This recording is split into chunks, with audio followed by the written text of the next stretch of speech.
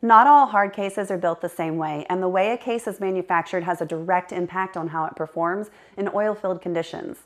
So today we're settling the debate, rotomolded versus injection molded cases. Hi, I'm Amber with Custom Case Pros. This is one of the most common questions we get from oil and gas operators and service companies, and it's a good one because the answer isn't always obvious from looking at the outside of the case. Let's start with rotomolded cases. Rotational molding is a manufacturing process where molten polyethylene is poured into a mold that rotates on multiple axes. The material coats the entire interior of the mold evenly, creating a seamless one-piece shell with no weak points, no seams, and consistent wall thicknesses throughout. You can see examples of that kind of construction right here. These are the workhorses of serious field protection. Rotomolded cases are extremely impact resistant, hold up well under heavy loads, and are less likely to crack under the kind of abuse that happens on a well site. They also tend to have better long-term UV resistance, which matters if your cases are sitting outside on location. The trade-off is that rotomolded cases are heavier and typically more expensive than the injection molded alternatives.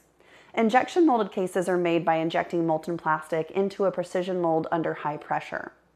The result is a lighter, more dimensionally consistent case that can be manufactured with tighter tolerances and more complex geometry. For applications where weight matters, air transport, for example, injection molded cases are often the right choice.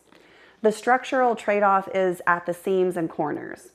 Injection molded cases have parting lines where mold halves meet, and those areas can be points of stress concentration under heavy impact.